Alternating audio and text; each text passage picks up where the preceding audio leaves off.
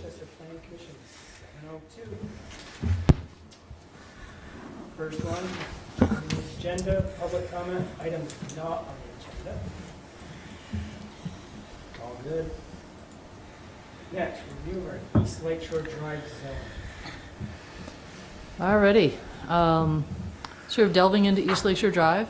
I have some maps to go through tonight, but I thought I'd start with some staff notes and just sort of go through.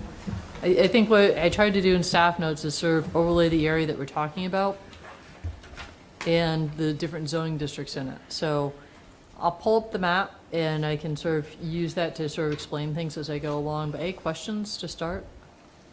On any of the stuff that's in here? Or as we Or any go sort of overview questions in terms of, I completely lost you in staff notes, or what is zoning? All right, good.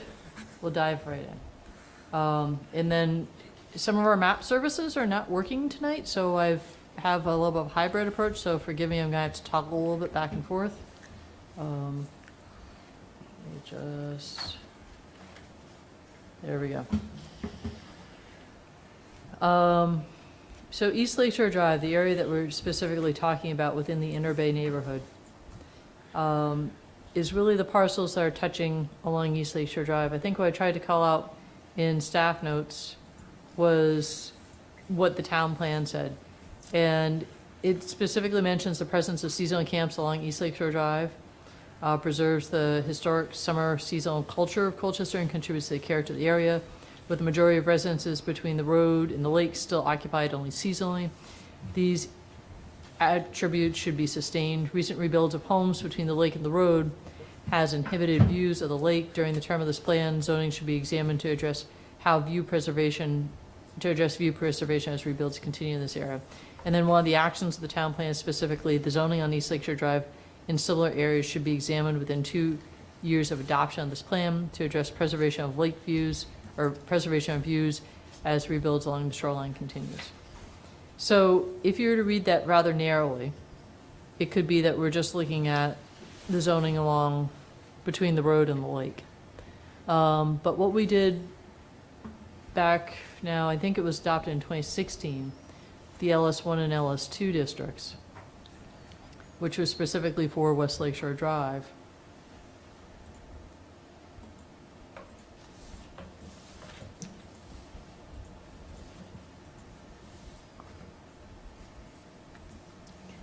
You can see what shows up as red hatching is LS1, and the other hatching over here, the see-through blue hatching, is LS2. We developed 2 districts, one lakefront, one non-lakefront, everything that touched or accessed off of West Lakeshore Drive for the most part. You can see we left Shore Acres out of it. That's a pre-existing residential development that was not likely to change, and tried to develop specific standards for those lakefront lots, but sort of a commonality between the 2 sides so that we really got more of that village walkable area that many of our plans had called for. So you can see we left off.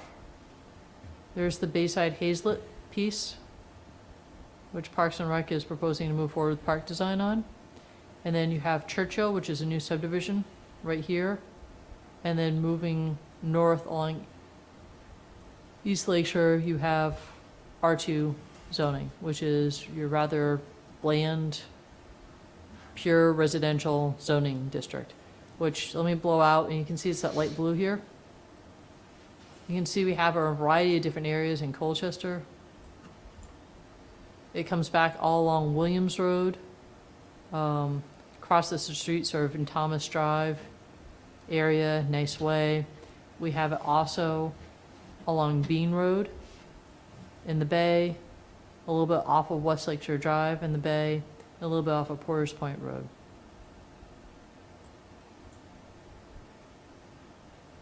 It's a rather traditional zoning district. Zoning districts were created, and you can see it's up off of the Creek Farm area too by the village. Zoning districts were originally designed to limit the uses that could occur in it, and when you created these residential districts, as we have historically had, they're really meant to ensure that you didn't have any conflicts. You didn't have any industrial or commercial or anything that would create make the residential undesirable, or create noise pollution, light pollution, that make living within these districts not suitable. So the R2 district is just that. R2 signifies 2 units per acre. It's roughly 1 unit per 20,000 square feet. I think I outlined in staff notes there are some ways to do that. We have a little bit of an odd system in Colchester. We have R1, which is 1 unit per acre, R2, 2 units per acre, R3, 3 units per acre, and then we jump to R5, which is 1 unit per 5 acres. R10 is 1 unit per 10 acres. So it sort of changes. You have your low, medium, high density residential, and then you have, particularly with your low, it goes to R10 and jumps to ag, which is 1 unit per 25. So in looking at this area, I don't believe the town plan ever intended to take the whole Williams Road area on back. So I'm going to focus tonight really just along East Lakeshore Drive and sort of going through and getting a feel from the commission how deep on the non-lake side you think we might want to go. Everybody okay if I start south and work north? Yes. Just the Lakeshore 1 and Lakeshore 2, how do they fit in with R1 and R2? Completely different. Completely different. So they don't deal with zoning or acreage or anything? Yes, they do. Oh, So sorry. they're just, all zoning districts have usually a minimum lot size, setbacks, height requirements. GD3, which is your form-based code, is very different. So I'm going to put that off to the side. But all the rest of the districts specify what you need for minimum lot size, coverage, how much of that lot you can cover with impervious area, whether that be house, driveway, patio, what have you, heights, your setbacks to the property lines, setbacks to other structures. So R2 and the Lakeshore ones all have the same type of consistency. It's just different setbacks, different lot sizes, and different uses. That's the other thing that I left out. So your residential districts or your purely residential is really the only thing allowed. Once you get into our general development districts or GD districts, in your LS districts, you're dealing with mixed use.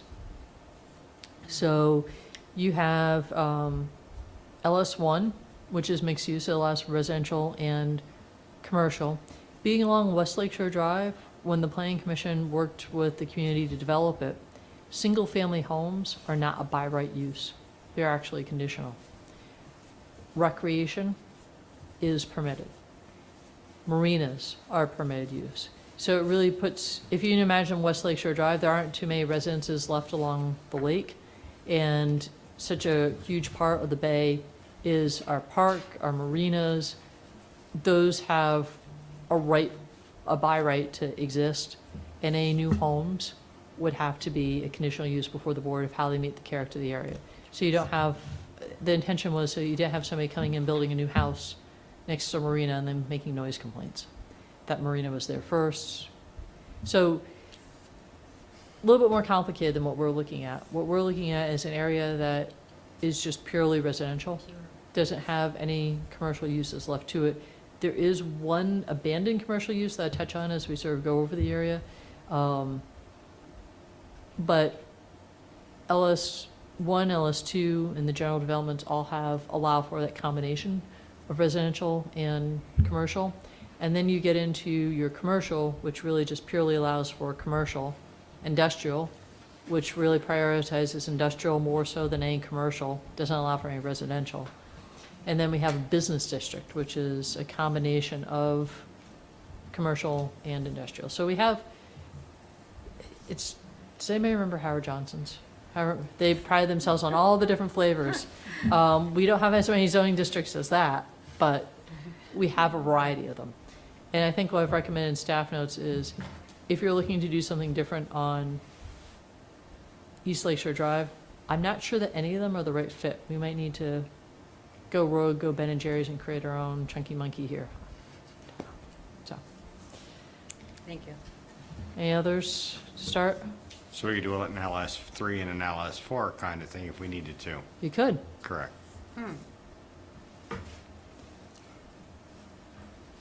So I'll start at the south, work my way north, stop me along the way, but, so I'm going to turn off the zoning here so we can just see what's underneath. But this is Churchill Lane. I don't know if any of you guys have had a chance to go down East Lakeshore Drive. You turn onto East Lakeshore Drive from either West Lakeshore or Blakely, head north, and there's the Bayside Hazlet piece, which we reviewed a little bit when we were talking about community septic solutions. And it's both sides of the road here the town owns. There's some smaller cabins over here. There's Ferndale Lane with some small cottages. That was all taken care of with the LS1, LS2. And then you hit Churchill, which is a new development, some condos coming in. And it's right there that we make that break.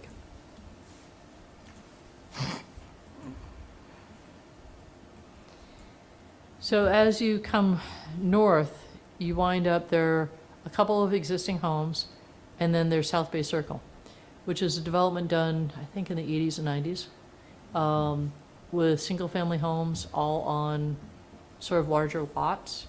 Let me grab my...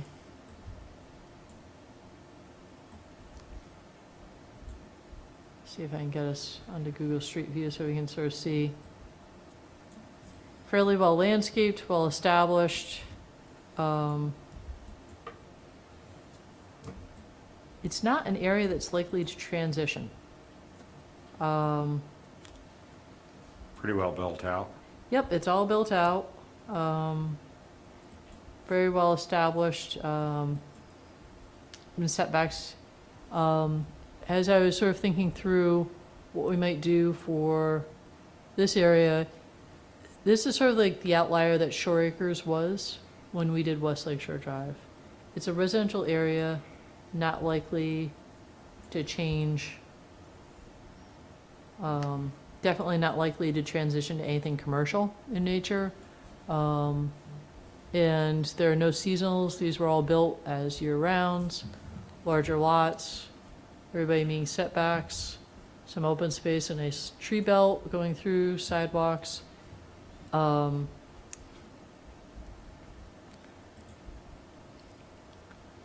sort of walk us through the rest of that development, but it's really, It also abuts Sawmill Lane and the edge of the school as well.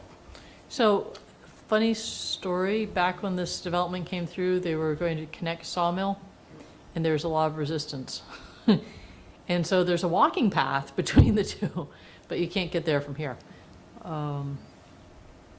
So, anybody have any questions about South Bay Circle? So there's no way any of those lots could be subdivided and still meet the R2 zoning regs? If it was a pre-existing PUD, it'd be very hard to subdivide any of these lots any further. I believe that there's some, I think there's an Act 250 on this. I would have a hard time believing that there's anything further that could be done on this.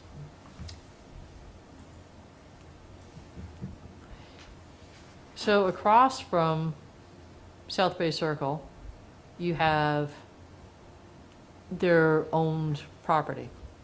So this is an open space area associated with South Bay Circle that can't be built on. What about that lot that you have the arrow on? Is that still part of South Bay?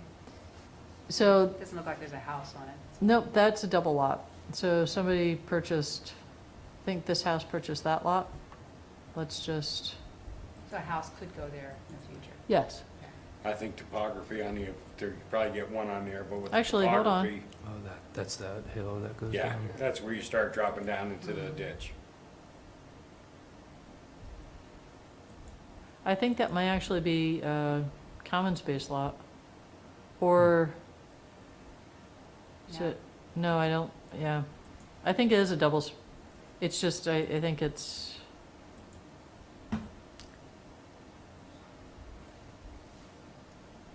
so that's Niquette's. I think that lot is Niquette's as well. Or it's Jermaine's. It's Mo's? Okay. Just looking for any notes that might.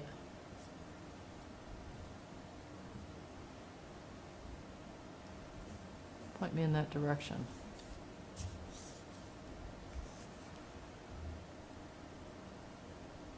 So yes, a house could be built on that lot. But that's all that can be built, would be one house. Yep. That stays R2. Yes. Well, even if it doesn't stay R2, if it was subdivided off and is a pre-existing small lot, unless you make residential not allowed in that district, they have a right to build as that lot was created by, probably at that point, it was the planning commission back in the 80s and 90s that was reviewing the subdivisions at that point. So one of the things just to throw out for tonight's discussion purposes is so you have the LS1 ending here, LS2 ending here over by Churchill, and then you have these 4 homes on this side, 2 homes on this side that would be broken up if this was to remain R2. So just something to throw out for tonight is you might consider maybe extending the LS1 up or the LS2 up, leaving these R2. LS1 would allow, other than residential though, right? It would allow, it does allow for marinas, recreation, those sorts of things. What would be the restrictions for marina, any of these properties we go through, because we have a lot of them that have docks going out now. So, I know we're not deep. right, so here's a little bit, and I sort of touched on the shoreline district in staff notes as to, it's an overlay district that sits on top of this whole area. 250 feet back from the lake is a shoreline district, which is essentially no build, but you sort of have what you have. So if you have pre-existing structures, you have a right to those pre-existing structures within that 250 feet. So the town of Colchester, through our zoning regs, controls the land. We control how you get to the water. The state controls once you're in the water. So with any new marina, the town would have a right under our regulations that are both whatever zoning is in place as well as the shoreline district to take a look and say, okay, where's the effluent being treated? Is there enough space for some sort of septic system for this new use? You're going to be expanding the flows, so you're going to need to do something. Next is, are they going to provide any services where they need a holding tank for pump outs? Do they have enough parking? That's a huge one when you're looking at some of these small lots. Is to serve a new marina use, there's no parking. And then some of the other things that go along with site plan in terms of lighting, landscaping, setbacks. So for however many boats you need more parking spaces, it would have to go before a board.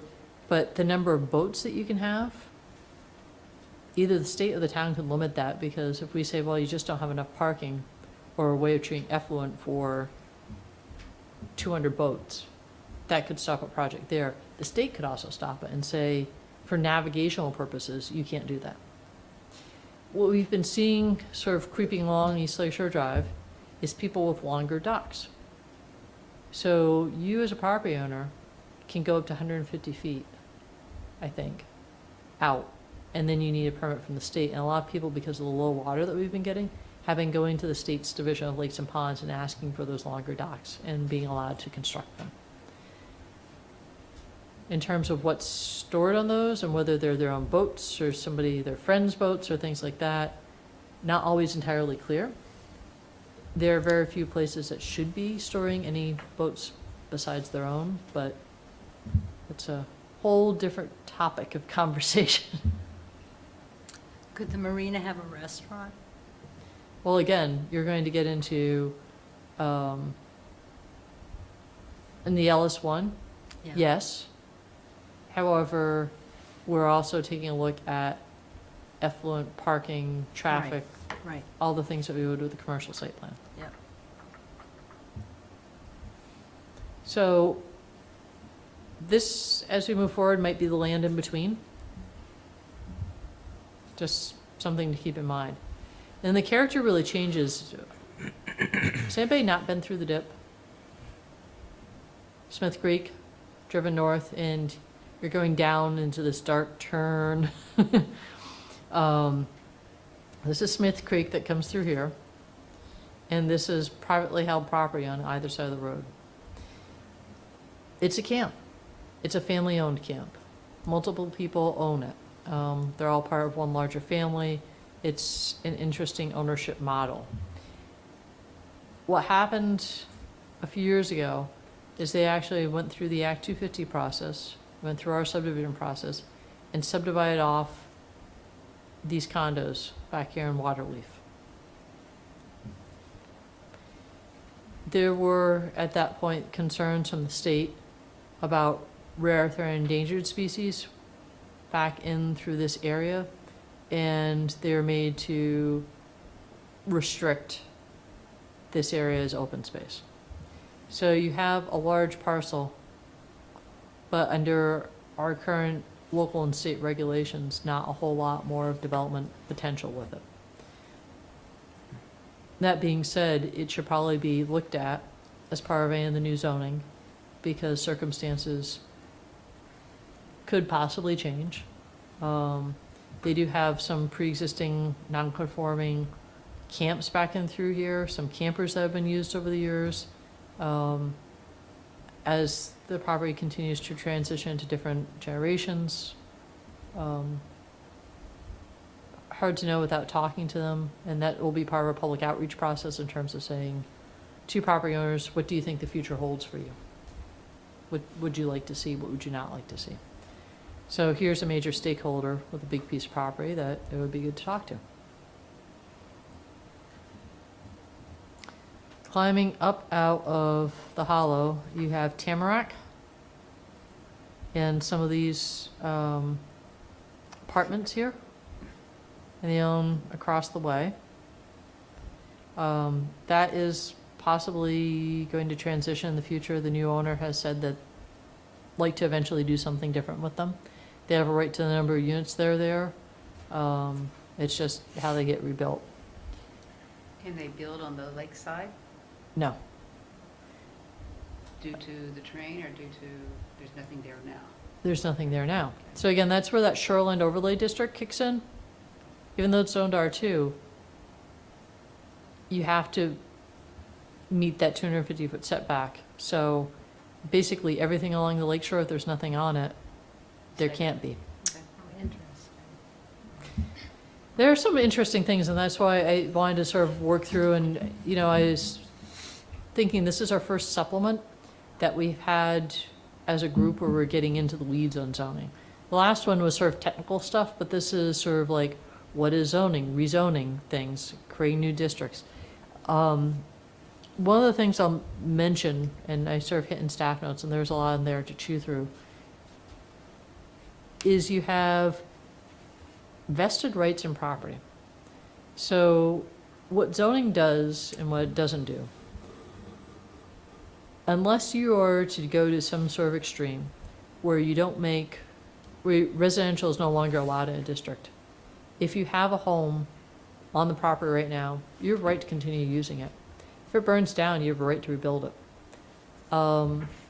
If it's not meeting setbacks, you have a right to build onto it as long as that addition meets setbacks. So a lot of looking at the future of East Lakeshore Drive is going to be determined by what's already there. So if you have a place like Tamarack where you have,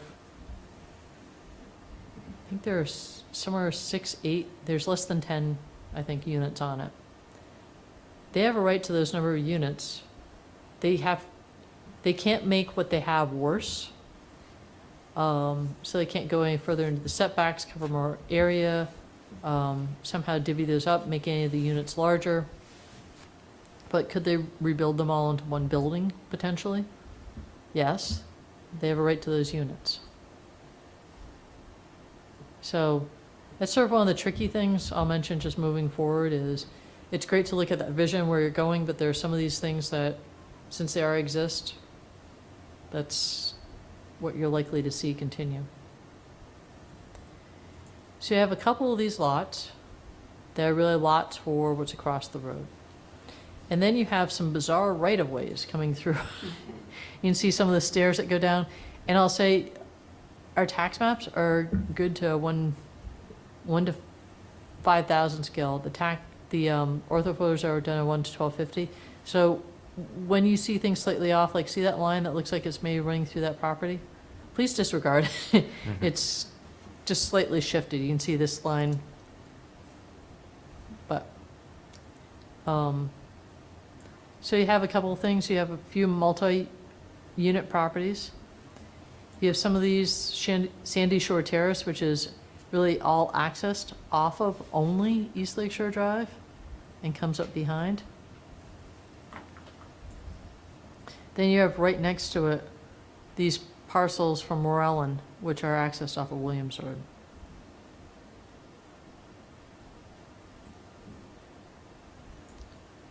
Sarah, where's the parcel the town owns?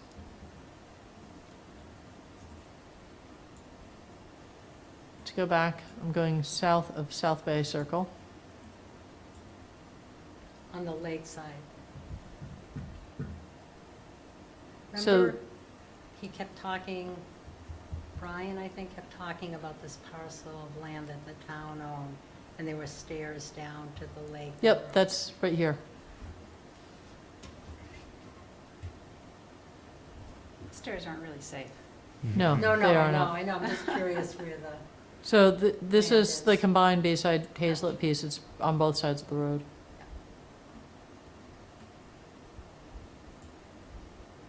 thank you. All right.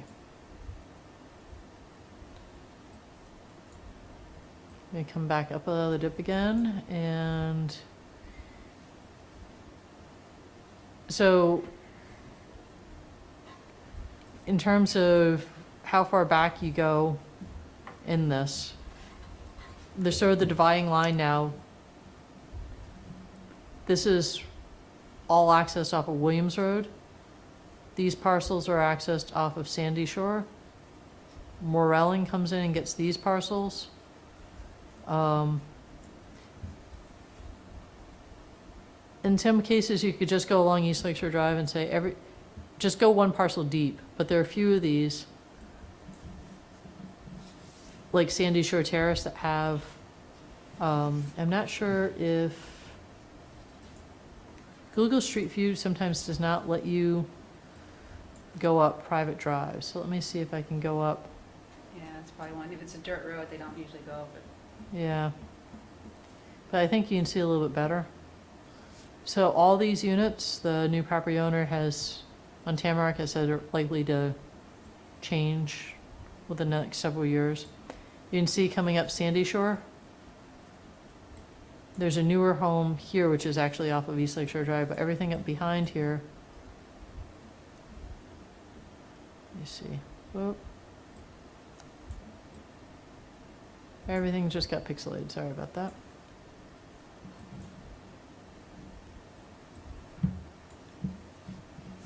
It's gonna let me drag. Oh. Nope, it didn't let me. It's been sort of rather transitional and, might want to be included in a new district. Going further down East Lakeshore Drive, let me see if I can snag a street view for you.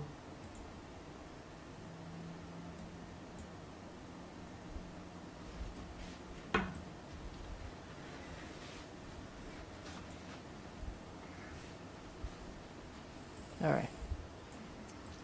Well, there's Tamarack looking back. There's Sandy Shore looking back.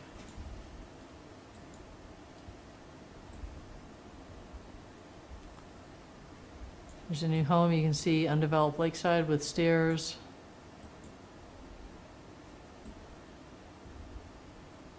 New home.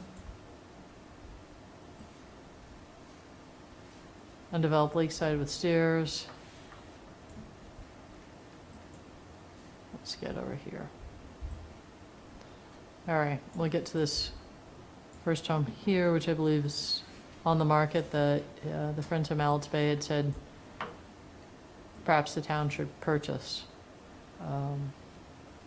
I think you discussed that a little bit in your review of the whole MBI project. That's a funny name for that group. I know. So that is this parcel here. And, Is the house being used? yes, yep, It's not abandoned. no, it's not. And they recently replaced their septic. So, their system's over in this area. So you can see again, you have some non-lakesides that have access going across. And some very tight lots. Very odd-shaped lots that probably predate zoning. Going back in through here. A few camp-type structures. So after this home on the lakeside, as you come along, there are a couple of accesses for these properties across the road. And then there's 755 East Lake Shore Drive that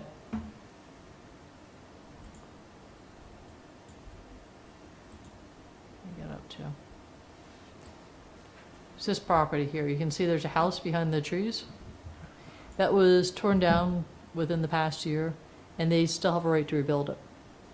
That was a settlement agreement with the town reinforcing because it was an unsafe structure. It was headed down the bank, and as part of having to bring that through the judicial process, there is a settlement agreement, and they have a right to rebuild that for several years. So there are a few of these I'll try and highlight along the way that were torn down, but there are still some vested rights in terms of rebuilding on the property. There's a lot right next to there. That house is now gone too. These were both camps. These both have a right to be rebuilt. They could be rebuilt as summer seasonals. And if they were able to find something with septic, they could be rebuilt as year-rounds, but just given the limited lot sizes, chances of that are not too high. And you can see there's not much to the properties. This house here is the last one that's available. If you were to drive down East Lake Shore Drive right now with these two structures gone, you'd hit this tan house next. And you can see there's this interesting mix of some of these older, smaller homes, some of the bigger homes that have been built behind them, up and back on a little bit larger lots. And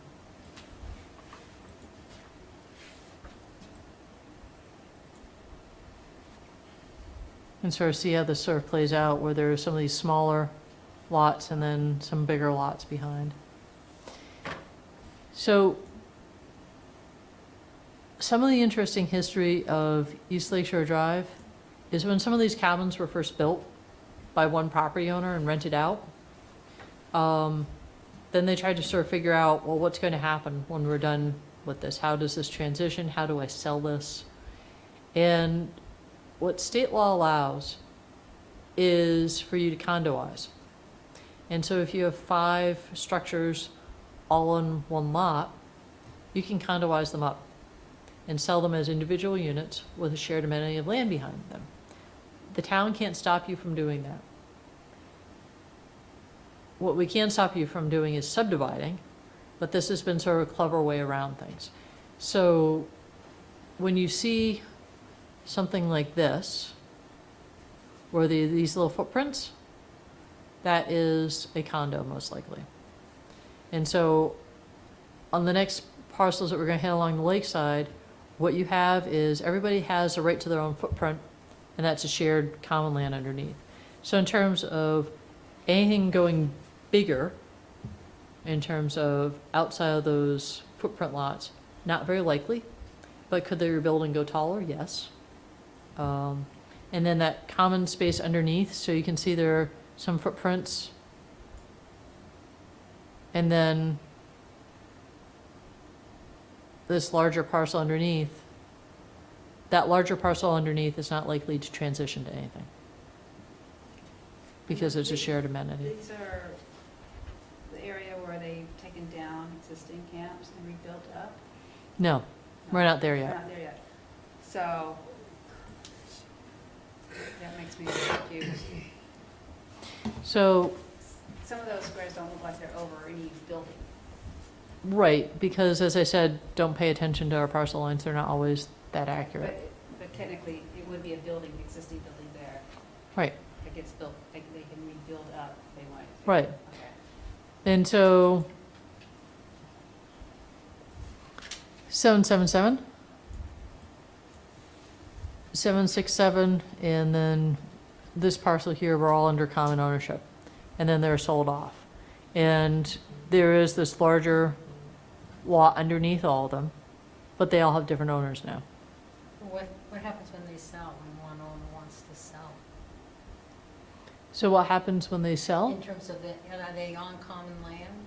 Yes. Or so, So you have a right to the structure, and then you have that limited area underneath, so you have limited rights to that common area. There might be a shared septic amenity, there might be shared parking, or just a shared beach, something of that nature. And I think that's how, I mean, there are no parcel lines between these structures. so if this brown house wanted to sell, that owner wanted to sell, does he have a lot size, or can he sell, or? Yeah, they can all sell, but they're buying really that footprint. Just like any other condo.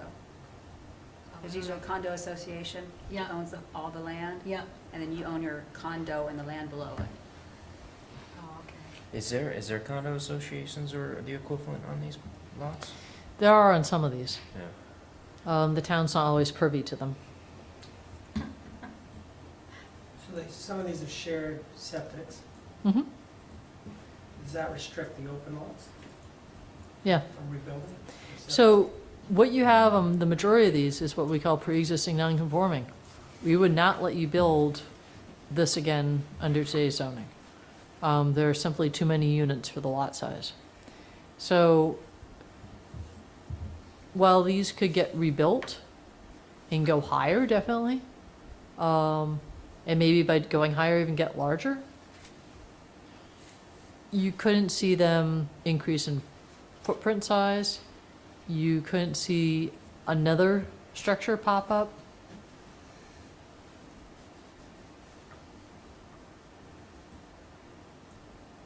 Is that starting to clear things up a little bit?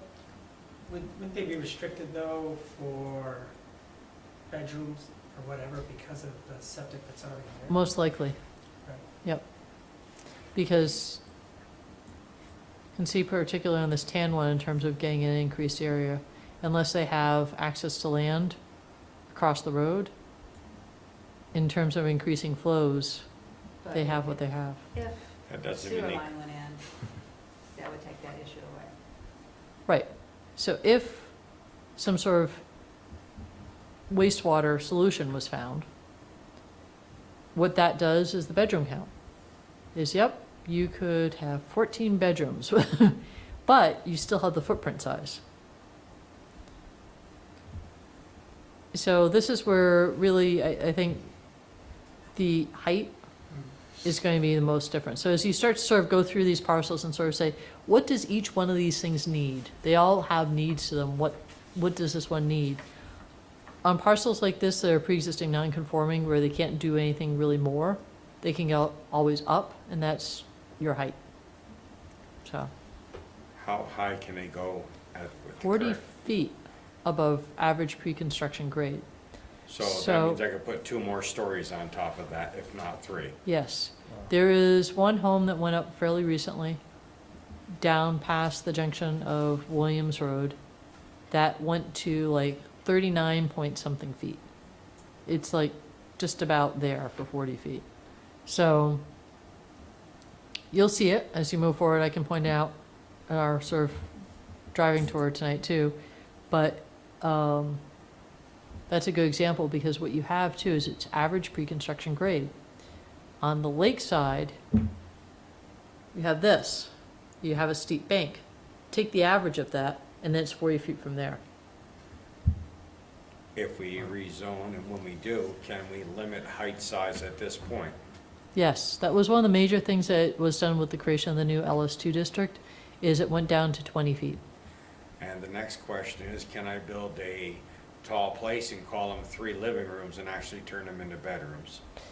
So we have multiple regulations in place where if it's being used as a bedroom, marketed as a bedroom, you put it on Craigslist, it's a bedroom. If it has a closet, it's a bedroom. So there are a variety of different ways that you can trigger it, but if you just have a room with nothing in it, purchase it, something like this, and then decide to put in a bunch of bunk beds, it's always very hard for us to tell, and that gets into our enforcement limitations. We don't have a right to go into your house. We could always get a warrant, but we need grounds for that, so, I know the answer is just making conversation. no, it's interesting conversation, and I'll point out some properties that we've maybe had some problems with along that lines as we go forward here. So this is a little bit of what's across the road. You can see here, we have nice big setbacks. So it's interesting, the dichotomy of, you have these homes that are right up on the road, and these homes are really set far back. Further down East Lakeshore Drive, you're going to have that sort of closing in feeling where everything's getting huddled up on East Lakeshore Drive. But this is an area that's sort of nice in that regard. So going north, this is this open space that's owned underneath those properties.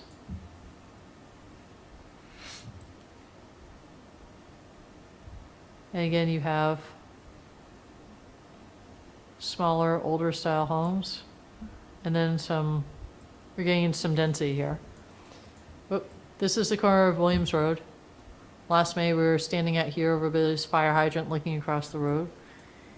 And you can see you have still these homes with these further setbacks, and then you have homes that are accessed off of East Lakeshore Drive. So let me show you what that looks like in terms of parcel maps. We just drove through here, come along. These are accessed off of East Lakeshore Drive, and this home is accessed off of Williams. So is that another condo, the property there? Yeah. Yep. Okay. And these two homes are also, were pulled off of, this was all one large condo project at one point, or pre-existing cabins. Then you have Williams Road.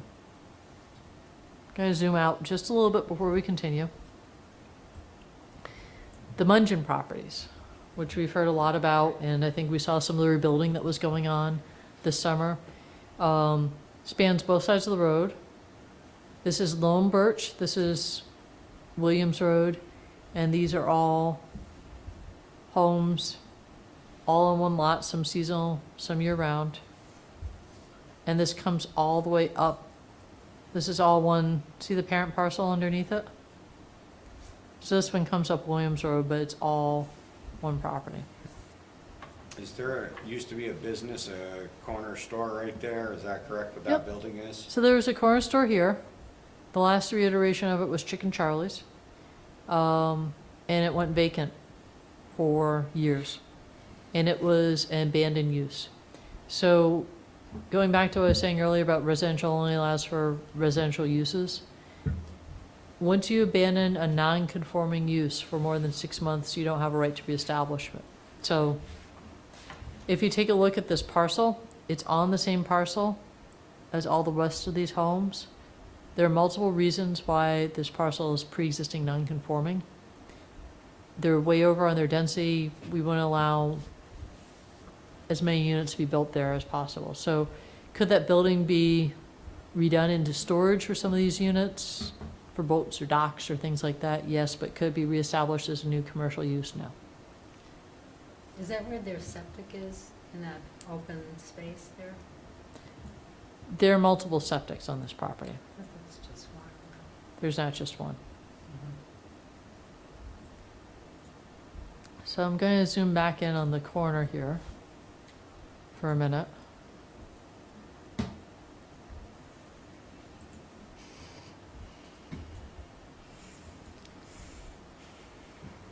And so here, if you went straight down Williams Road, went straight, you'd hit this house, which is a 3-unit. They have 3 units in this home, pre-existing, year-round. You're taking a look at some of the parking problems that go along with this. We've had multiple complaints from the neighbors, but they have a right to it. And we've had some of those bedroom issues on this one too. This is a property that's had a septic failure multiple times in the last year. They have a bottomless sand filter. I can't get it just quite straight. If you look between the two, you can sort of see it back there. But this is where things are really starting to get closed in. There's really not sufficient parking for the structures that are there. There's really sort of too much going on these parcels. How is it allowed to be turned into a multiple family unit from a single family, I would assume from day one when it was built as a camp? Just curious. So a lot of these predate zoning. You've only had zoning Okay. since 1955. And our zoning didn't really get refined all that well early on. A couple other fun facts. So Vermont doesn't have home rule. I've said this before, but I think it's worth knowing tonight that there's certain rules that we have to respect that are the states. And one of them is a 15-year limitations on our zoning. So if you have a single family, you convert it into a triplex, and you use it for 15 years that way, and we don't catch you, that 16th year, you can sell it as a 3-unit. Yep. Interesting. So this goes to a lot of what's here is here. It's pre-existing non-conforming. We don't have a right to change it. If it was an active zoning violation, something that we discovered that was new, or within that sort of 15-year limitation, we could actually go after it. But that's why I'm sort of saying is, I think it's great to look to the future of what this area could be, but a lot of it is really maxed out. One of the things I'll sort of and this section reminds me of some of the things that we looked at with West Lakeshore Drive, and feel free to jump in, folks that were around for West Lakeshore Drive, is a lot like this that's completely 100% covered for the most part, built out. There's really too much building on it now. What incentives are you going to give this person to ever redevelop? There's really not a whole lot here. And with West Lakeshore Drive, it was really felt strongly that we wanted to make some water quality improvements. We wanted to give people some carrots to restore some of the property, to do some pervious pavers, those sorts of things. So as we look forward, there are some things in the LS1, LS2 district that give people some incentives in rebuilding if they convert some of their lot coverage. And that's just something to sort of keep in mind with these properties that are really sort of locked in. All right, getting to the corner of Williams Road. We're here, that's the store that we're talking about. You can see some of the construction staging's been going on with that. I don't think our Google Street View is going to catch the rebuilds, nope. But I think this is useful because it will catch a lot of what was there. So there was a lawsuit that was nothing to do with the town. It was between the owner of the land and the owners of the camps. And it was leased land. And what ultimately wound up happening is the camps reverted back to the owner of the land in various states. And this bank was in need of stabilization. So the property owner has taken control of all the units, and it's in various different stages of restoring what was there, rebuilding, stabilizing. This is Lone Birch. It's not going to let me go up Lone Birch.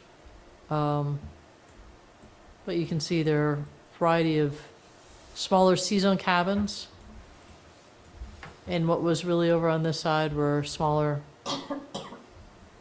cabin-type structures. I think this red place is the only one. There's one down at the very end, over here, that house that if you went down Williams Road straight, and next one on the right. But everything else through here has been torn down and has been in the process of rebuilding. As you can see, much taller and bigger than what was there.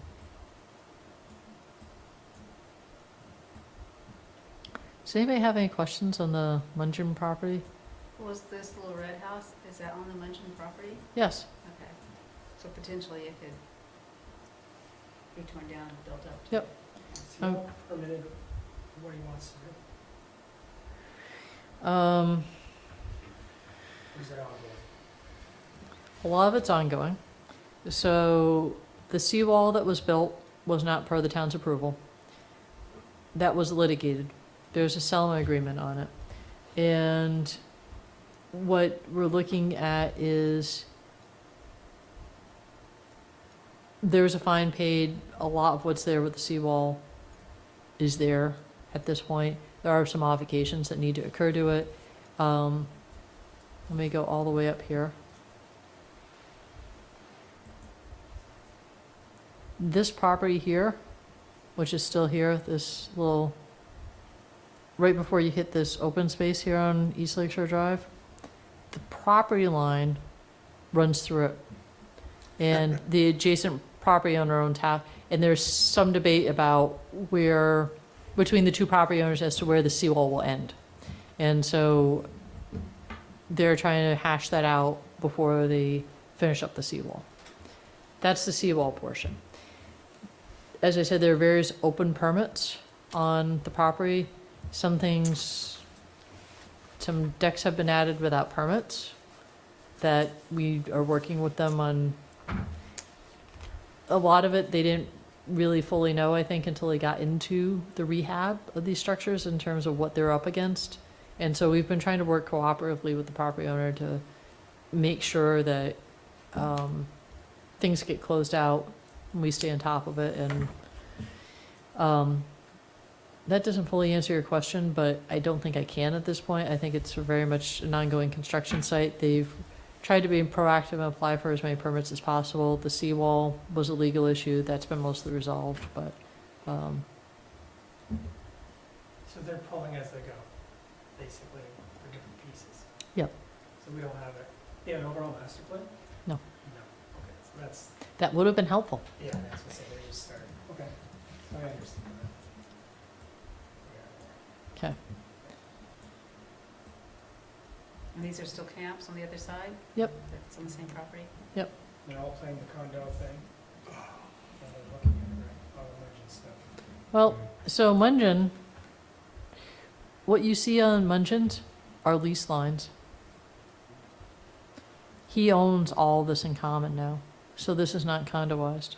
Okay. So this could all be sold off en masse. It could be condoized.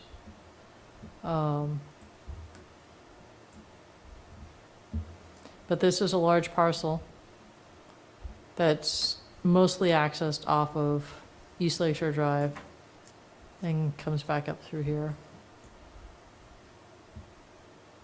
up to the back of Bayview. So what's the full build-out on East Lake Shore? Like, when we were talking about the sewer, didn't we say there was only like one unit a year or something in terms of that would be permitted? Or how many would be permitted if it was all built out? Are there new? I can look into those numbers for you. You know, yeah, that'd be great. And I think, too, what's worth noting as you've looked through things tonight is, for instance, there are maybe some of those larger lots that have a pre-existing single-family home on it. And what a build-out really truly does, it wipes everything out. And it just says, okay, we have however many acres, and here's what your zoning is. How many units, if you wiped everything out, could you put? There are many reasons, for instance, that a lot of these single-family homes on a little bit larger lots probably will never transition. There's also, and we can get into some of these larger lots along the way, that will probably never be built out to the last unit. But what we're looking at with the 1 unit per year is the rate of growth. So if you want to take a look at how many actual new units we've added in East Lakeshore Drive, I'm in my 19th year in Colchester, and the only new units that I remember us ever adding on East Lakeshore Drive are the ones on Churchill that are going in right now. Before I got here, there was a little Fave subdivision, we'll hit that as we go north, that also has a lot that's being built on now, that was a pre-existing lot that somebody could build on. So, any questions on Mungeon? It's a whole unique case that we could spend a whole night on, but, all right. Going along, we get into some a little bit larger lots, but then again, you start to get this closed-in feel. You have across the road this open area here.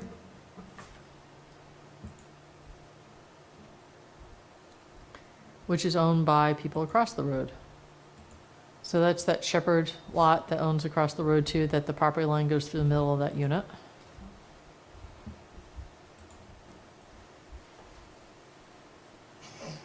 These are again, sort of across the road lots. So let me, so you have these homes which are a little bit set back from the road, a little bit older. And this is a fairly steep bank here.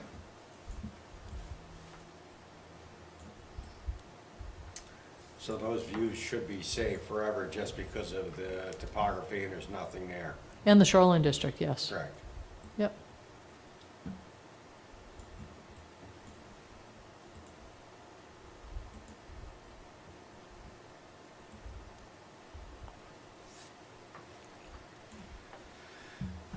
I think Ray Jeanette is the next area that I wanted to, there we go.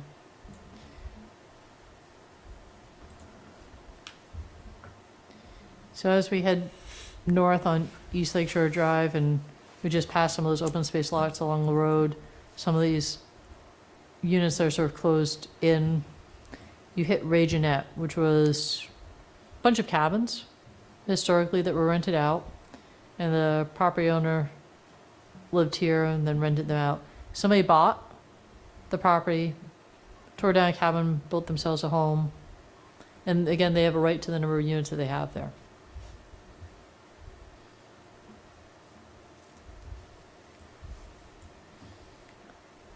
And there are several cabins there, and land that's comes up behind. This is the bike path, by the way, just to orient you guys as it moves forward. So there are some of these properties like Ray Jeanette, that's fairly sizable, that's accessed primarily off of East Lakeshore Drive, similar to Lone Birch, that will probably want to be included in this consideration. All right, I think we actually walked most of this back in May. Oh. There's a slight little downhill here. Here's where some of the fun starts. You can see some people are down over the bank.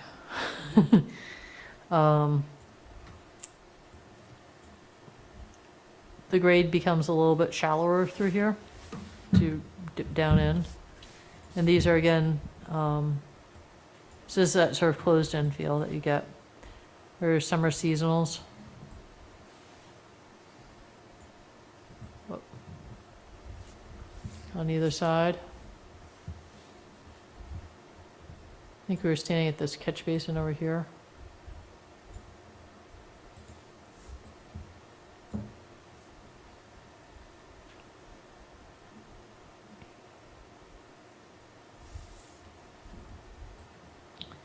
There's Suncrest Terrace. That's the next area that sort of goes up behind. But you can see how we're getting a little bit closed in here.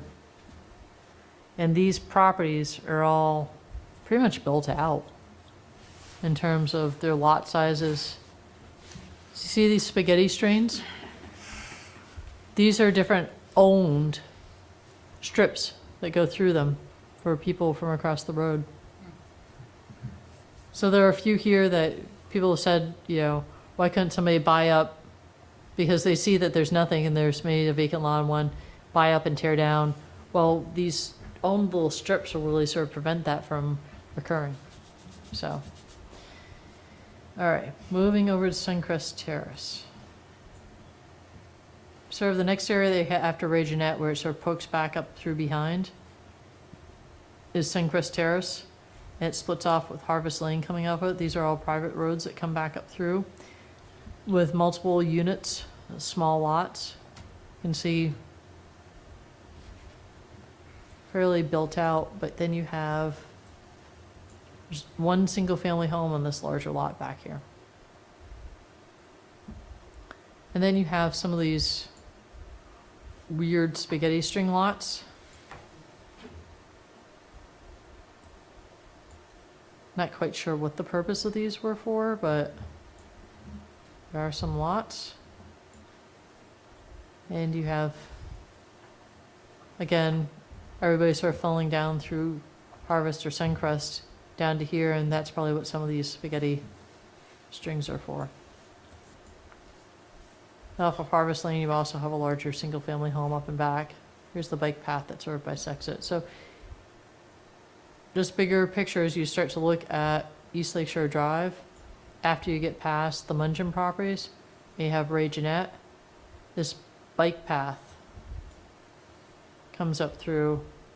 It might be a nice delineating line in some ways, but we'll get to the condos next. So as you come along East Lakeshore Drive, let's go up here. And as I said, I think we walked some of these. You are dealing with very limited parking, which is sometimes above these structures. They're saying down over the bank. We have a few pre-existing ones that you can see are sort of saying into the bank. Some cases the bank's been pulled back from the structures to protect the structures. Anything that's rebuilt in the floodplain, which is below the 102-foot contour, has to be flood-proofed and elevated, lifted out of it if it's going to be rebuilt. There's Suncrest going up and looking up that hill. Is the town looking, you know, having that, the recommendation from that hydrologist to have a stress test performed on that bank? No. So that was only if there was going to be The community. a community system on it. And no one's like worried about like Riverside Ave, that like with a bad storm or something, that this East Lakeshore Drive, or do we know if that was? So the hydrologist, as looking at putting over 100,000 gallons a day of wastewater into it, said that that definitely needed to be done, seeing as how that was not a recommendation of the planning commission. I'm just wondering if anybody knows if that should be done, like if anybody thinks that. If we're doing 100,000 gallons per day. But even if we're not, I mean, I don't think that's been answered in terms of if we're not. If No, we no. let the property stay in its current state. no, I'm just saying, is the town looking at that bank in terms of whether community septic goes in or sewer goes in? If nothing happens, are they still looking at the bank to see how stable it is? I think what I can say is we're not looking at studying it for accommodating 100,000 gallons a day right now. That's the only thing that I feel comfortable speaking to, and other than that, I'd say you can talk to Glenn Katita, our Parks and Rec Director, is doing a recreation analysis of the use of that entire property. But again, I don't believe that any of that recreational planning has developing that lakeside portion or doing anything with it at this point. Yeah, I'm saying without even developing it, just in terms of the water. I mean, it just looks when you walk along the beach, you know, you can see where it's washing away. there must have been some high waves or something that hit it. I'm curious about Riverside Ave and how this, if, I have no clue if it's stable or unstable or if it needs to be studied, but it's okay. Well, I don't think need- just sort of along those lines, there are a variety of, see these walls? They're really meant to pull the land back from the camps, but they're also helping to support East Lakeshore Drive. Mhm. So there's a variety of private infrastructure all along East Lakeshore Drive, which we don't know. We rely upon the property owners. Oh, gosh, really? I believe it's all private property. Exactly. So the town has no jurisdiction or anything over any of it. If it happens to wash out, it happens to wash out, but there's nothing you can do preventative or anything else ahead of time because it's not your ball of wax per se. But East Lakeshore Drive, we can't protect that? I mean, No. no? Okay. Is there a certain distance from the center line of the road that is part of the, Right of way of which we own, yes. are any of these camps or structures on that right of way? Offhandedly, I don't know. Some of them are close, some of them are very close with their seawalls. We call these seawalls, even though they're not between the structure and the lake, because they're within that 250-foot setback. And they're more retaining walls than anything. This one's a good example where you can see that's most likely where they're parking too. Is outside the town, trying to get outside the town's right of way and have a parking space. But this is all privately owned, privately maintained. And while we do through the development review process now require, if you're going to bring a wall proposal like this forward that has to be engineered, that still is reliant upon the property owner and their engineer to certify and assure that it's structurally sound.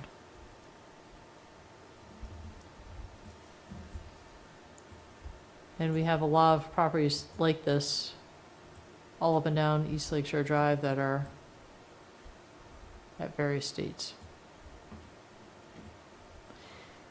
I'm going to stop at this property. This is the Chase property. There are a bunch of campers that are parked up here right now. There was a house here years ago that was torn down. They don't have a right to rebuild that.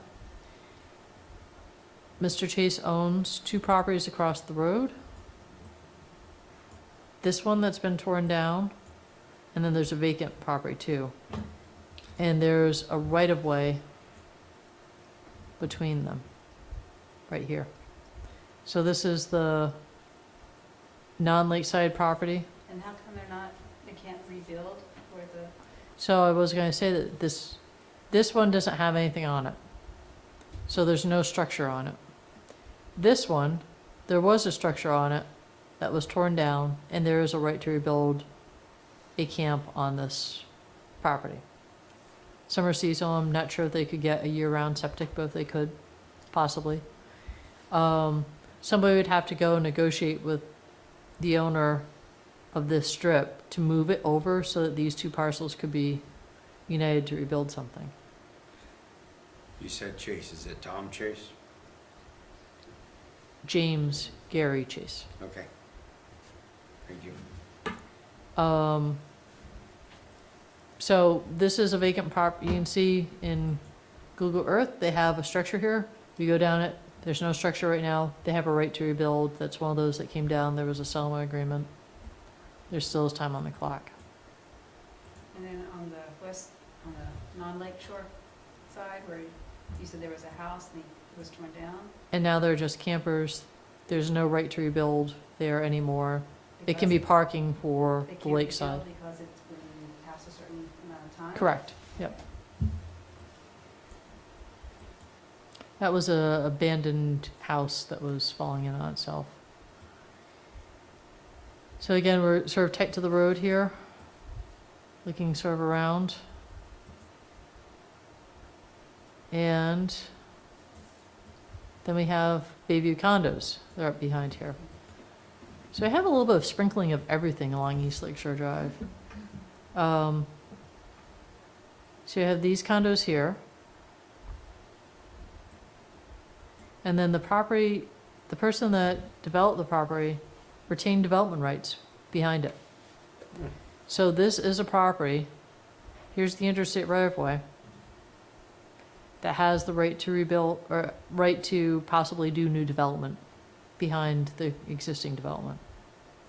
So that could be subdivided potentially Yes, into, for R2. this time. right now it could be, yes.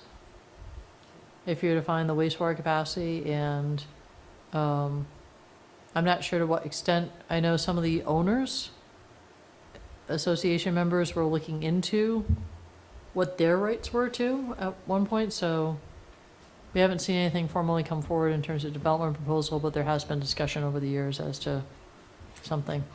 You get into it, for those of you that have been on this portion of the bike path going north, you do get into some ledge in this area. It gets very ledgy. So there are some natural things to overcome with geology in that area. But so this is sort of your next. So Lone Birch, Mungens, Ray Jeanette, and then this is your next big property. This is all accessed off of Williams Road, Bayview, Jason Drive. So it really makes a turn. Head back down to East Lakeshore Drive, you can see we're dealing with these really tight clustered, and then we get into Hill Spring Lane. That's another larger home, larger lot.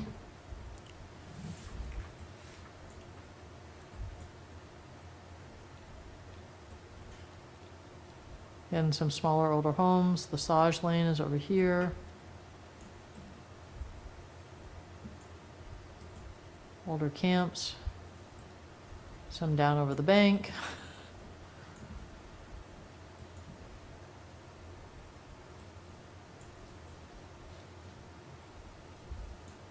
I think there's one more of these that was torn down that also has a right to rebuild. So there's one other lot in this section that's has the right to rebuild. You can see the topography starts to a little bit higher through here, the non-lake side.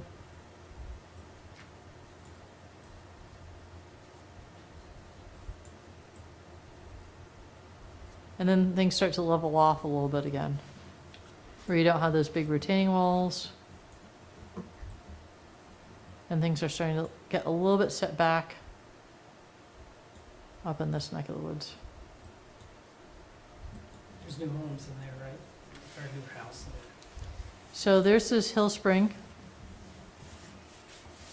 which is right here, coming back into this larger home.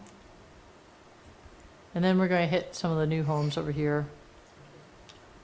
So, see these lots?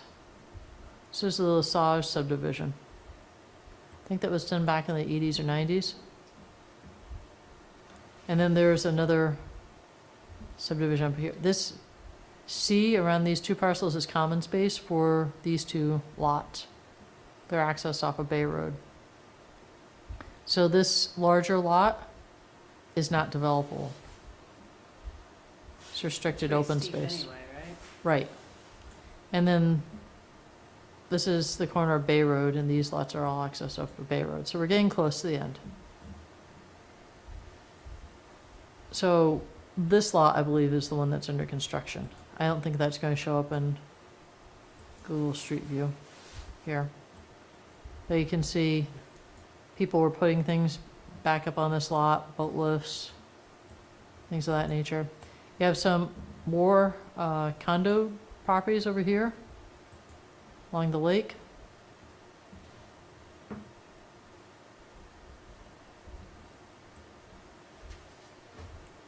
You know, the property that's being developed right now, and then you have these other ones were developed with single-family homes. Back when this was sort of first subdivided here.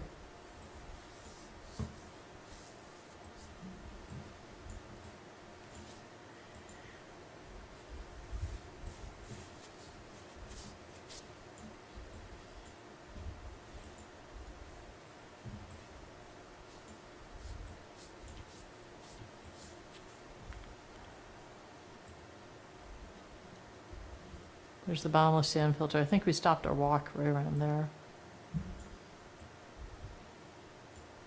Or we stopped talking at that point. We walked all the way down to the end. And here are the 2 new single-family homes that were built, I think, in the 90s, maybe early 2000s. And that's over by this white SUV is where they're constructing the new home right now. And these are just empty lots.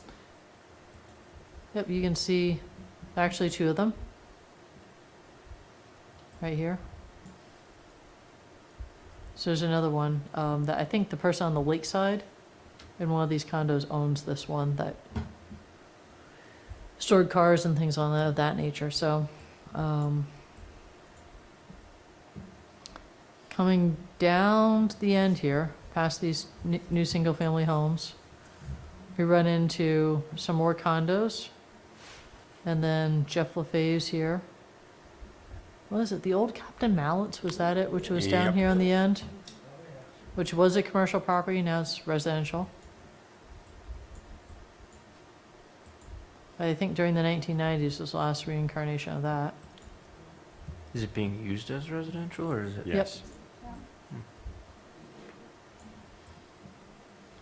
So you have these 3 smaller units, and then you have LaFave that's running a marina here. Okay. Not sure for how long, but that's been in the family. It's a property that's been in the family for a while. And they always had a marina there? I don't know the history on that property. I don't think I could speak to the history all that well myself.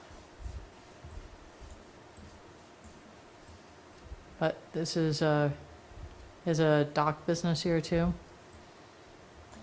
And I think this is where the old Captain Mallett's was roughly. And now there's a duplex there. Norris was before Captain Evans. Yep. That, And so you get to the corner here, Yeah. you hit Goodsell Point. And then this is sort of Bay Road, and it's more stationary. Everything's more sort of what you have, and there are larger lots. and it's still R2? Yep. So these are all sort of larger lots. You have Pepin's here on the corner, which pre-existing, non-conforming. He has his little granite business there. And then one of the sort of questions I laid out, I can just sort of broach this tonight under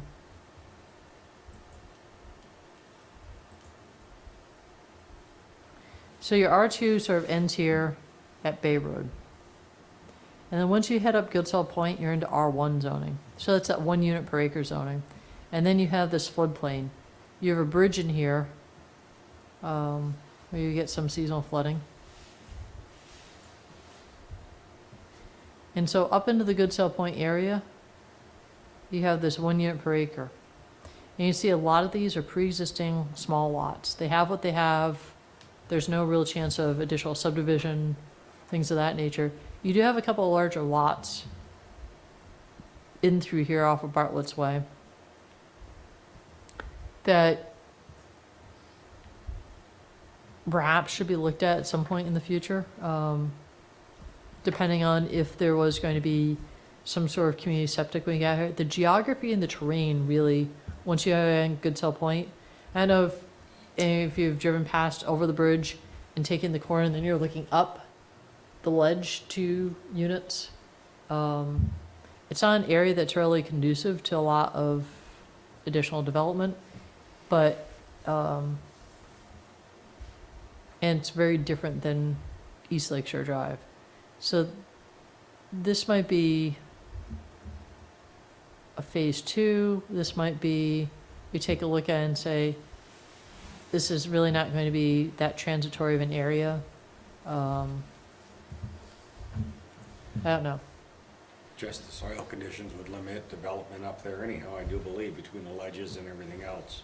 And fire access. You get in some Yeah. areas where there's just not good access or fire. The other thing too is you need to have, and there's a whole series of private roads as you get back through in here. In order to do new development, more than 4 units, you need to have public road access. I'm not sure, even if there was the right-of-way and the will, if there's the grade and the topography to make those things happen.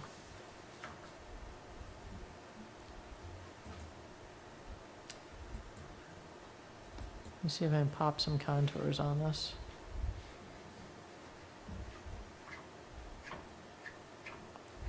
I don't think the contours are all that good, but you can see it comes up to a knob.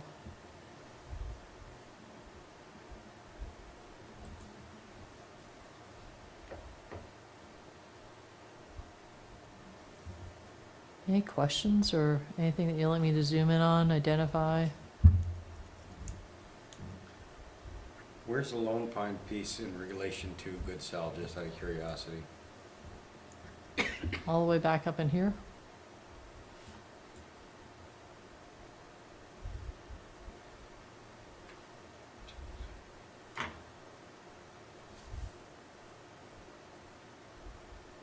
So those little properties off that are north of where we were just looking at, those little, I don't know if there's camps or homes.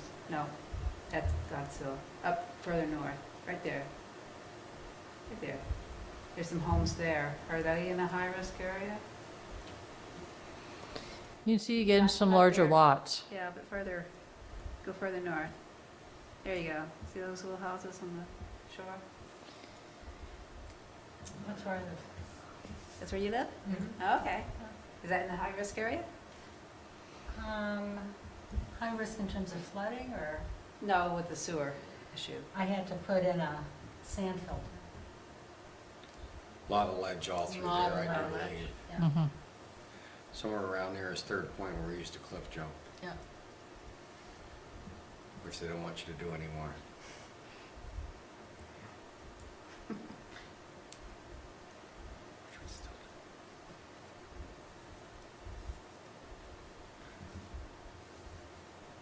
I know I was reading about Lone Pine in terms of when I was reading the town plan, that if they ever decided to not have have use that for the camping, that, could that be housing in there?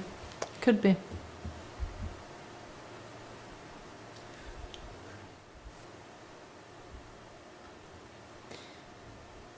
So,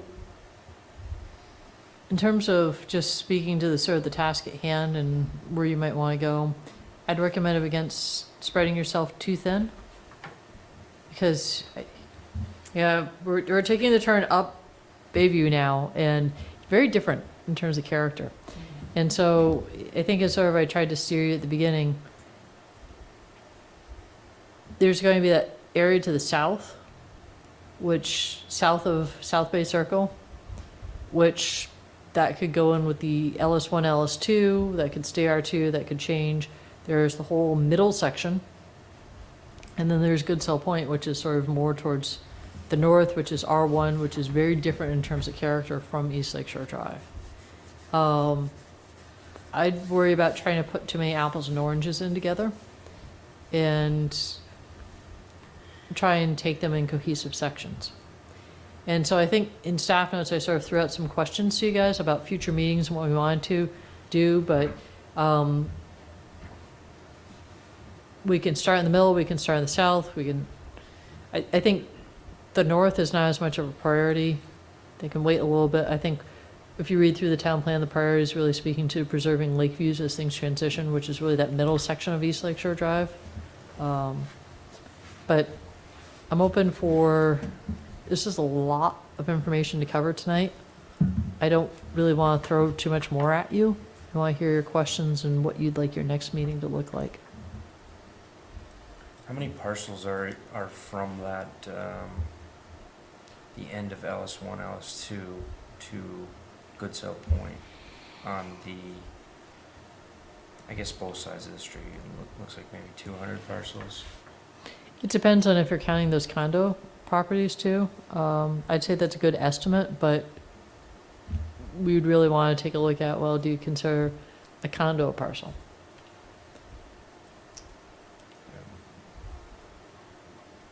we break it down from like Bayside, the park there, to the end of the chicane where it drops in, and then break it off from there? Can we make like different, just as we discuss everything along the way? That might be a nice geographical breaking point to kind of talk about that chunk. Kind of get that figured out where we feel about it, then go for the next section all the way to the sharp corner. That's another big section. And we might be able to talk about the small section first, trying to get a feel for what we're thinking and that kind of stuff, and then maybe expand to the whole piece. Maybe give us a one little chunk just to kind of discuss to start with, to keep it negotiable and understanding. I think there are some things in staff notes too that I threw in for like, just in terms of an overview of if you, want a sort of overview about like what's happening with stormwater, traffic planning, or things of that nature, and before we start going down into the weeds too. That would be very good. I was just thinking today, like, I wonder, you know, I won't be around, but I wonder if it would help to think about what would we like East Lake Shore Drive to look like in 25 years, 30 years? You know, and I don't know if, it doesn't sound like there's a lot of options. It doesn't sound like we can be creative or, you know, in terms of development or land development. But I just don't know if you could create some, you know, a couple of scenarios of what the possibilities might be. You know, and then work backwards, you know, maybe get an idea of what we might like to see it be in the future, and then how would we get there, either with zoning or, can we do that as? Well, I think that's what we did when we created the LS1, LS2, was we said, what would we like this to be? Realizing that it will be a gradual transition. And as I said, trying to give people some carrots as to why they might want to redevelop their property. And also some hooks into it too, in terms of saying if you are going to redevelop your property, you might have to come into better conformance. So I, you know, don't let it be a deterrent. It's in terms of what's there, but at the same time, be pragmatic in terms of realizing if somebody has a fully built out parcel, it's going to take a lot to get them Yeah, over that bar. yeah. So no, that's, we can definitely run through scenarios. We can definitely take a look at what's being planned for transportation infrastructure. Yeah, I think transportation, the future of transportation in that area is critical, because I mean, that is packed in there at some pretty critical times of the day. And that could set up the conversation to what that area looks like in the future. Because if that's used more from a transportation network standpoint, you might want it to look differently, or the residents might want it to look different than the people traveling through. I think that would be very important. I actually have to go. Right. All right, thank you. Nice day. Good luck with the rest of Yeah. Sometimes I just think about, like, if 100 years ago or 150 years ago, if the road, if East Lake Shore Drive had been further east and they had just left that strip of green for a boardwalk, or, you know, just kind of. 150 years ago, they were worried about horses and getting around there. I know. Shortest, easiest way to do Yeah. it. That's why the roads got built where they did. Yeah, I just think about, like, when people built Central Park. I mean, that was, you know, who had that vision? I'm not saying, but who had that vision to buy that land, and, you know, that people now just love using it. It's just interesting to me.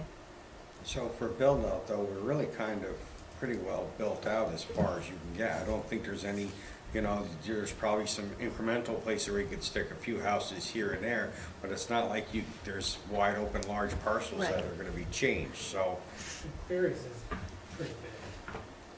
And that's getting a lot. Yeah, very good. So, Maybe yeah. one that I want to ask what the future, if anybody has an answer to that one. Certainly height should be discussed, Mhm. as we mentioned. Yeah. Does anybody have any questions on the R2 shoreline districts themselves? sort of like what we're dealing with right now from the get-go. Might be useful to go over what that is. The impacts of it. Oh, sorry, it's done with the mapping, so I was just writing it down because I just have my staff notes up and it's not really fun to look at.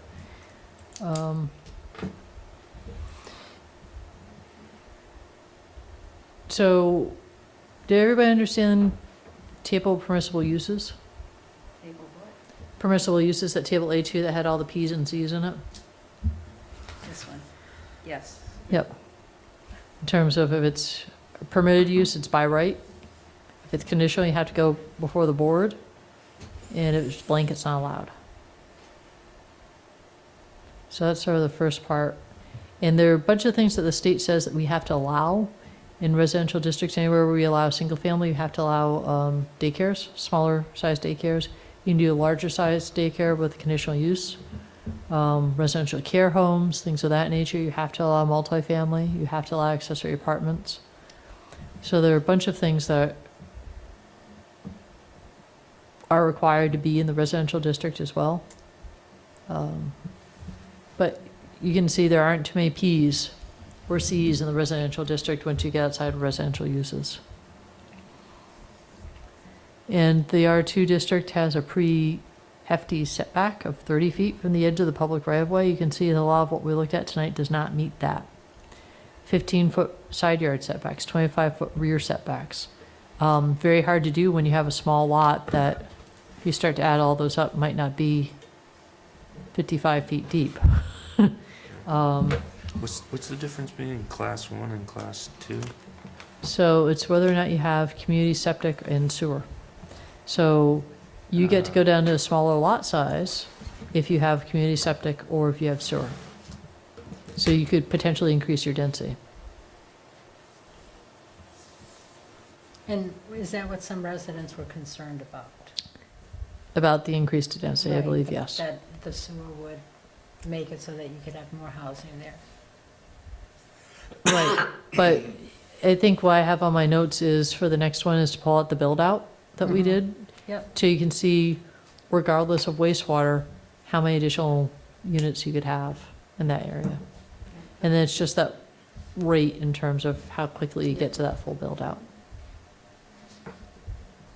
So if you're allowed a planned residential development in this area, Mhm. is that the same thing as a PUD? Yes. Okay. Does that mean they can increase the density of the PUD? So a planned unit development is just a different type of subdivision. And what it usually means is that it's sort of a series of trade-offs.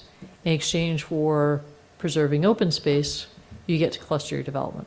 So let's use the Bayview condos were one where their units were located up to the front of that, and the rest was back was sort of kept open. That sort of mimics what you typically see with a PUD, where you cluster everything together where it doesn't meet the minimum lot size requirements. So you don't have that expense of the infrastructure of carving off a large traditional lots, road going into it, in exchange for open space. So the only way that you can increase your density in a PUD is here to find a community septic or have sewer. But you So- can only increase it to meet within the 1 unit per 15,000 square feet. Right. Okay. So it's a small density bonus if you can do a community septic, but not by much. I didn't hear, Rebecca, can you have Airbnbs? Can these units, The town can't prohibit them right now. cannot? Generally renting out your properties, period. If you have a single-family home and choose to rent it out and go to Florida, or if you choose to Airbnb it or VBRO or what have you, we just do not have any mechanisms in place in terms of ordinances. I know the state's actually considering some changes that would enable towns to be able to do those sorts of things, but It's more lucrative than maple syrup right now. that's saying a lot. So- You can still have a bed and breakfast. Yeah. The shoreline district, does everybody sort of understand that that's a no-build area? If you have an undeveloped lot in the shoreline district, it's a 250-foot setback to the mean water mark. If you already have a home in it, you can't go any closer to the lake. So what winds up happening is a lot of people hold that line, and they just can't go out closer to the lake, but you can rebuild, just don't go any closer than that furthest point of intrusion. And that's something similar that holds with a lot of these in terms of rebuilding. If you're already 10 feet into that setback, you have a right to even up. You just can't go any closer. And this was really done as a mechanism many years ago. Any rebuilding, particularly on the lake, with homes that did not meet setbacks, were non-conforming, you had to go before the zoning board to get a variance. The variance is a 5-step process that's set out by state law. They have to prove that you didn't create the hardship. So any lot that already has an existing single-family home on it, or any sort of use, usually doesn't meet that threshold because there's already use on the lot. So what's your hardship? However, we had thrown so many of these non-conforming properties into this scenario where the only path forward for them was a variance, that what happened is if you knew that you had to go to the board, no matter what, people would ask for a lot more than what they necessarily needed. They'd ask for all what they wanted to. And then the zoning board sort of set in judgment of what you got. And so there's a high level of discrepancy taking place between property owners. And so by going to a regulation that's a little bit more centralist, that allowed for a set, you can rebuild, you just can't go any closer, and gave people parameters that they could do something without having to go before a board, the majority of people stick within those parameters, and we get very few variance cases now that come to the board. They're usually the true hardship cases, where there's a ledge on one side or a drop-off or something of that nature. So just in terms of lenses and moving forward, that's something to mention about the shoreline district and how we sort of evolved the shoreline district. What about decks? Could they build a big deck on the lakeside? So if your structure's already 200, within that 250 feet, you can't go any closer to the lake. So what your options would be is you could pull the structure back from the lake and then add on a deck. I see, But okay. they do allow as a conditional use process, a 10% increase, I think I mentioned this in staff notes, of your footprint within a 10-year period Right. as a conditional use. So conditional use process, you're taking a look at the character of the area, what's around you. Do your other neighbors have a deck and you just never got a deck on your structure? Are you going to be sticking out like a sore thumb where everybody's very well screened from the lake? So it's good because it has a good vetting process and allows that sort of minimal for somebody that perhaps wanted to do something that didn't have something. But anything else on the shoreline district? It's overlays the residential district. It just sort of sits on top of it. Regardless of what you do in terms of zoning districts here, if you create something new, choose a different district, it'll continue to sit on top of that R2, that underlying zoning. So I think what I have on my shopping list for you for future meetings is to look at the build-out, how many more units are possible under the current zoning, transportation infrastructure, learning a little bit more, maybe stormwater, about what's going to go on in this area in terms of transitions. And then really take a look at that sort of scenario planning of what do you want to see within this area over the next 30 years. And height, I think you mentioned if we could look at height.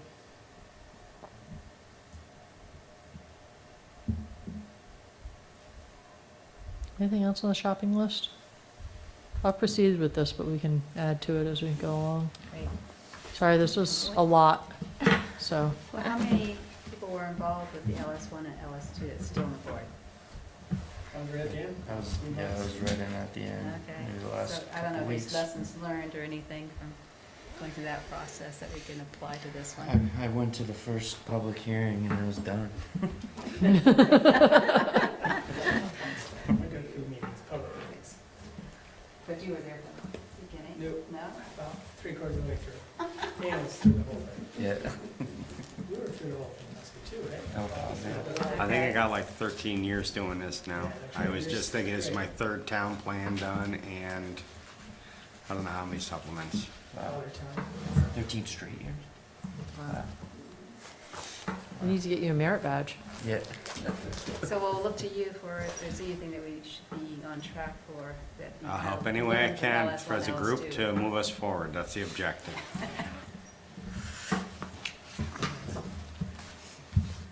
All good? Yep. Minutes? Any motion for the minutes? I'll make a motion to approve. I'll second that. Discussion, all in favor, Aye. Aye. opposed? Pass. Packet information, future meetings.